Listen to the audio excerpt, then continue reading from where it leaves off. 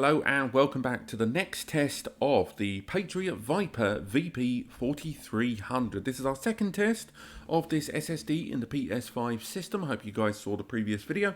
And today we are looking at 4 more games. We're looking at Spider-Man Remastered, the PS5 version. We're using Ghost of Cinema. We're looking at Rocket League, and we're looking at The Last of Us 2. That's 2 PS5 games and 2 PS4 games. And if we make our way into the storage area, we can make our way in right there. And as you can see on the M2 SSD storage, we have got those 4 games. We've got 2 PS4 games and 2 PS5 games. And we've got a series of tests coming up here.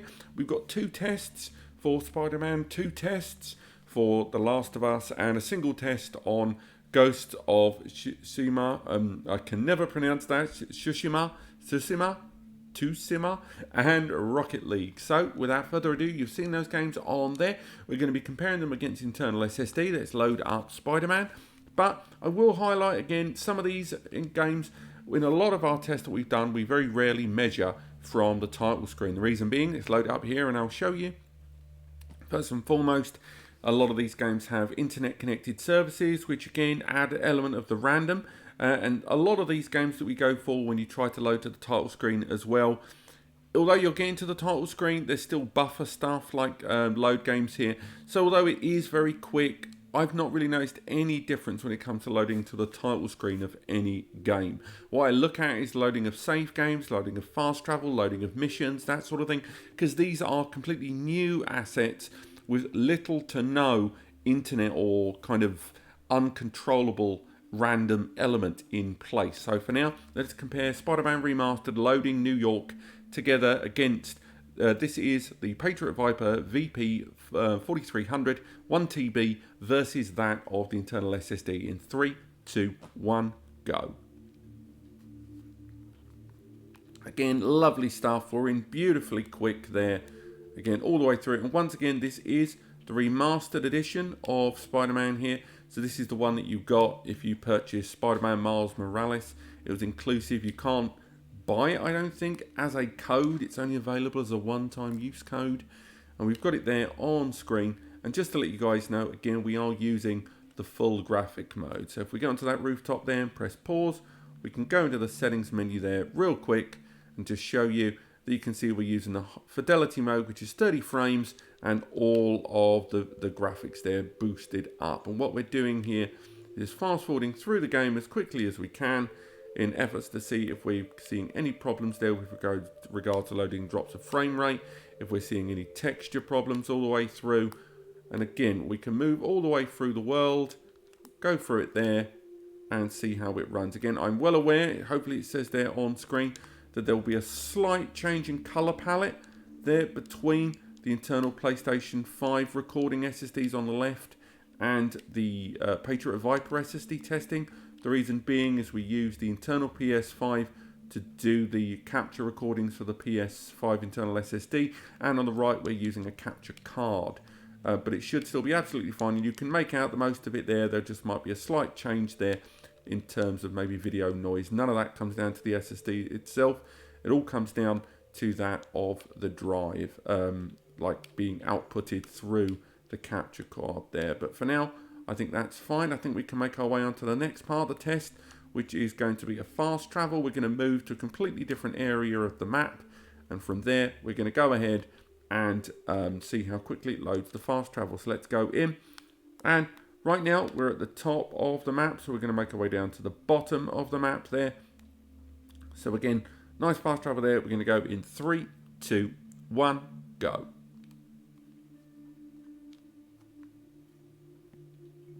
Here we are. We fast traveled along, lovely and quick, and again, they've loaded nice and fast there. Unfortunately, there's a difference there in terms of the area we've fast traveled from, to and from, but the asset management is largely the same there. And when you do the fast travel, because it's the city there, generally it kind of empty caches the non kind of constant assets, no matter regardless of where you fast travel from. But for me, that still seemingly for me felt like it was just as quick. If there is a difference, it must be absolutely minute. Again, we'll know in the broader, wider comparison very, very soon, where we look at a lot of these drives side by side.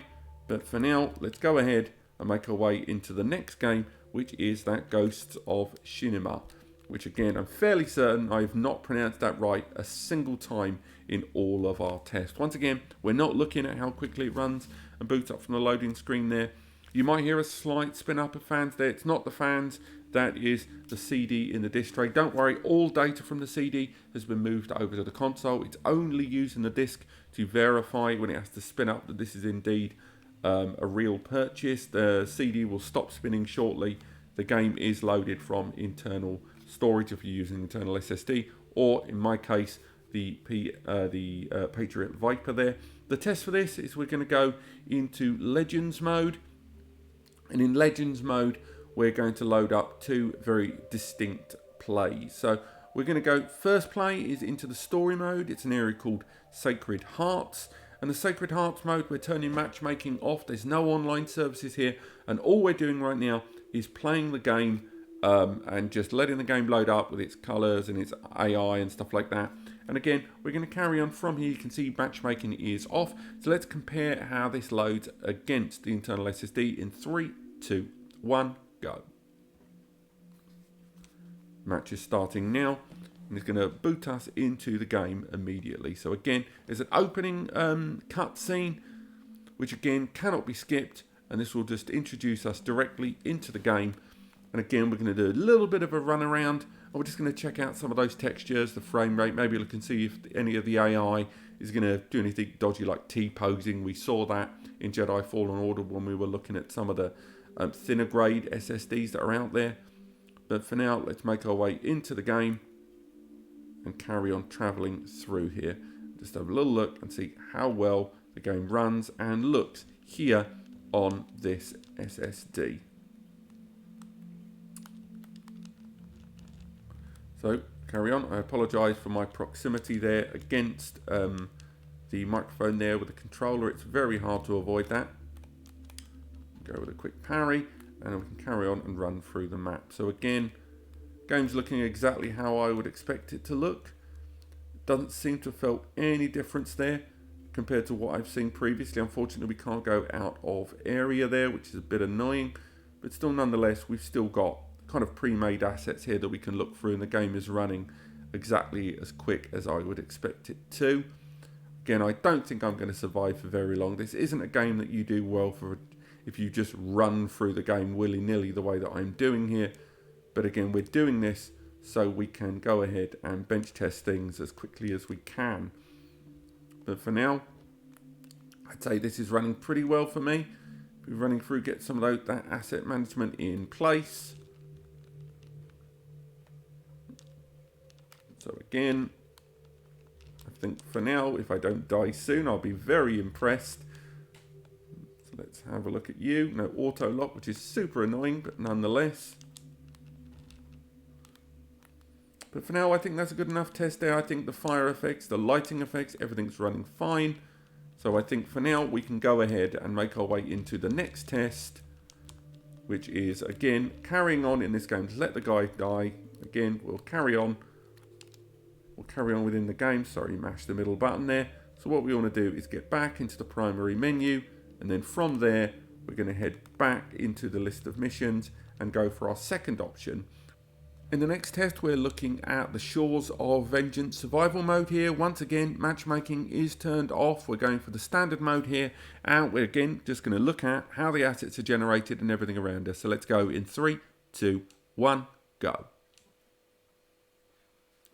Got that usual countdown there that we get every single time.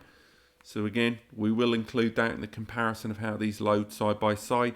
Once again, we have an opening schematic there that can't be skipped, but this is also used to disguise a lot of the loading, and it does utilize in-game assets there. So luckily, if there is a problem with what we're seeing here with regards to textures, AI, distance, lighting, anything like that, that will be displayed there as we make our way through. And as soon as we've got control, we're just going to emulate exactly what we did before, running through the game as quickly as possible. So let's go ahead and make our way in right now. Let's go. We're going to run straight in. And again, we don't expect to survive very long. We're not trying to play this game to have a kind of long-term survival. All we're doing here is just to push the game to show any weaknesses on that SSD, such as there are. Let's make our way in. If we got anyone here, we can jump on. No, there isn't. I'm just going to go ahead and jump there for the hell of it. We're kind of hoping we'd have someone we could use as some sort of human cushion, but never mind. But again, we seem to be doing fine there. Change of camera angle there did not help. I can't see me surviving very long here with all of these enemies on screen, but luckily this will hopefully serve as a great way to push the game and maybe get some of that frame rate drop as we're making our way through, surrounded by a consistently large number of enemies here. If I survive that long, of course, which is not looking favourable at this point. So if we just carry on, maybe enable like a little buff there to keep us surviving for a little bit longer. But again, we're not seeing any drop, even with all that extra AI being displayed there on screen. I can hear a number of you screaming the word block at the screen, I bet, right now. But nonetheless, I'm surviving longer than I expected myself to, but I think for now, yeah, the ghost has fallen. I think we can call it a day on that testing and make our way into the next game, which is Rocket League. So let's make our way into Rocket League here. And again, Rocket League there, it is based in, we've moved it onto the PS5, the Viper VP4300 SSD. You can see from the bottom right. So let's go into Rocket League there. Again, Rocket League is, we're going to do an exhibition match. We're just going to be loading preset straight from exactly the same setup, same AI. It's going to be an offline mode as well, so no kind of online services to promote any kind of potential random element there. And of course, after this, we're going to make our way in. It is worth highlighting after this, we will be looking at The Last of Us. The Last of Us, a game with some horrendous loading time. Luckily, Rocket League doesn't have that, which is great to hear. So first thing we're going to do is make our way into those custom matches there. We're going to go for an exhibition. And we've got the settings already pre-laid up. Soccer, Octagon, 4x4, beginner mode. So it's the bots. We're not worrying too much about difficulty here. This is a game with an exceptionally high frame rate, a lot of colours, and it really does show off when there's performance problems. Let's go in now in 3, 2, 1, go. Again, it's going to be a very quick load there. We're just going to jump through the immediate options immediately and just go straight into the game. And again, we've got nice steady frame rate there for the camera movement as well. Let's go ahead and hit it.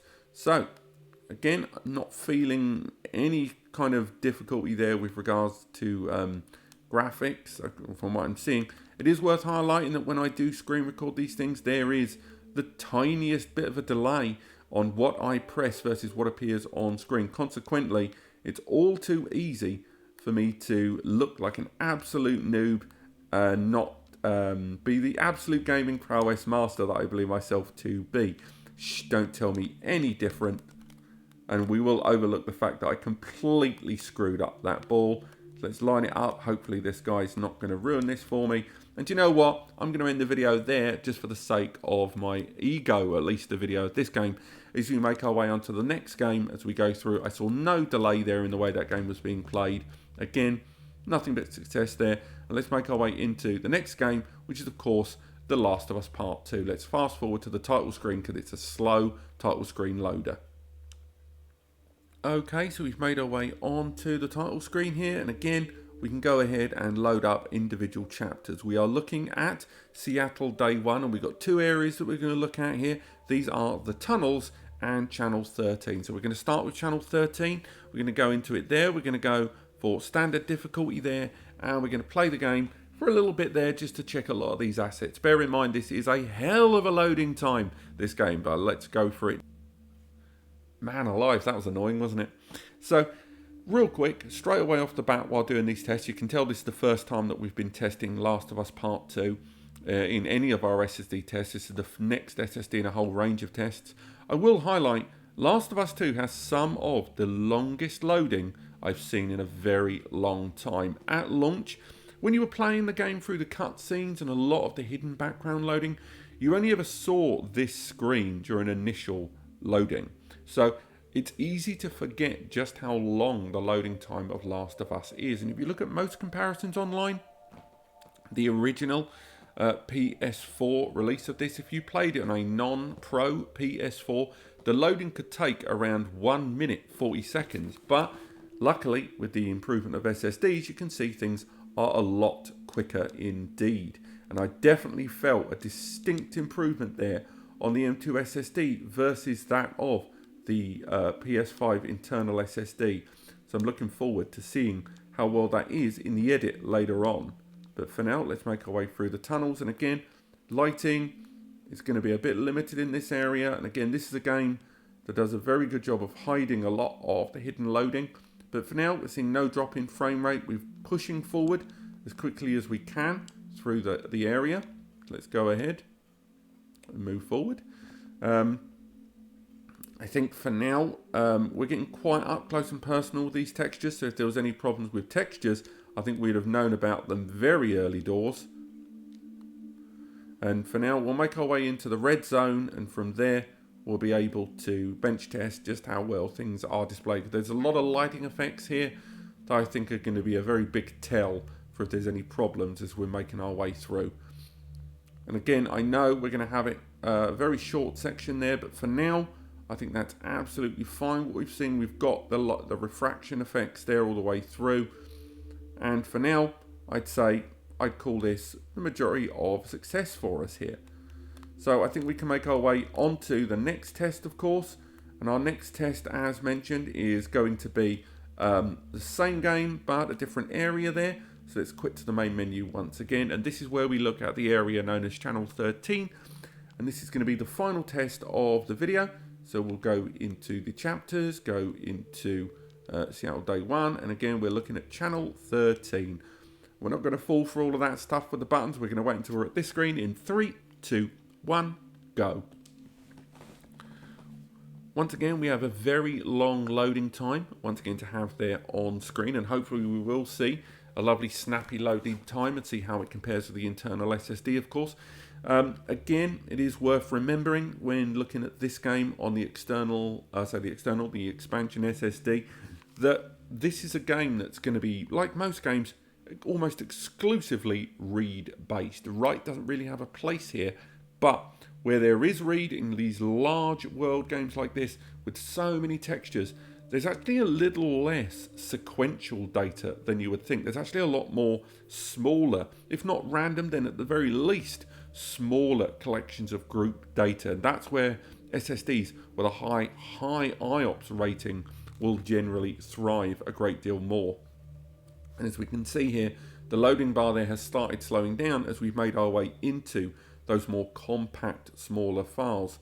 And again, where IOPS and general better management of throughput really starts to show itself in these SSDs, and particularly in these games where obviously big chunky data is great, but these games are made up of substantial amounts of small data, which really shows itself here. But for now, I think the loading should hopefully end any second now. So what I'm going to do is keep waffling, as you can hear, until we can make our way into the game, and that loading kicks in as it makes its way through presumably thousands and thousands of those compact micro data bits. But there we are now in the game, so we can go ahead and start making our way into channel 13. Again, no drop in frame rate, no drop in textures, everything's still fine there. And again, what we're doing is just making our way as quickly as possible through this area to try and force the game to show any potential weaknesses it may have. And if there are any issues all the way through, then at least this will show it off. This is not a game that's designed to be played fast. This is a slow game, and therefore playing it as fast as possible is the best way we have in order to show off the game's own difficulties, if it is going to have any, on this SSD. So again, making our way as fast as we can through the game into the central studio area, where I think right now I must be going significantly faster when I was doing the PS5 stock footage for this. Again, intentional slowdown there. We all know about it when games utilize that to swap out assets, and that was a little example there, but we're still going to not let the game catch a break. We're just going to carry on pushing through as quickly as we can to see if any issues can be exposed. But for now, seem to be running fine for me. Again, we can kind of introduce little random bits like that just for the hell of it. But for now, I'm saying that Last of Us Part 2 here in both of those occasions is running suitably well for me there, and I don't see any problems with it running on the Patriot SSD there. So let's come out of that SSD and start moving those games back onto the internal PS5 SSD and have a little talk about these results. So let's go ahead and find it down there. We'll make our way onto the M2 storage and move those games back.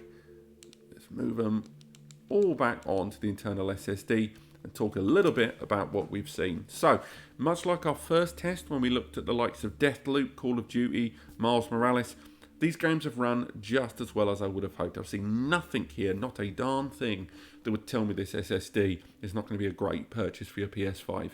Notwithstanding, no drops in frame rate, no drop in textures, no difficulties whatsoever, no rise in the fans on the PlayStation. So clearly that inclusive heatsink that the Viper Patriot arrives with is doing its job. We went for the thicker heatsink of the two that it arrives with, and ultimately I'm seeing nothing here that doesn't make me think that this isn't going to be a good purchase for you. Now, the next test involving this SSD is going to be in another big face-off. We're going to be looking at a lot of the first and second tier SSDs that a lot of you are looking at for your PS5 and comparing their performance. In some cases, from what we've seen, even early testing of these SSDs, some differences are as low as a few frames, and in some cases, particularly games which have got those larger open world builds with a lot more of that random, that small data that I talked about there, that is where the big differences come from. That's when those SSDs need a much better controller, a much higher IOP management. But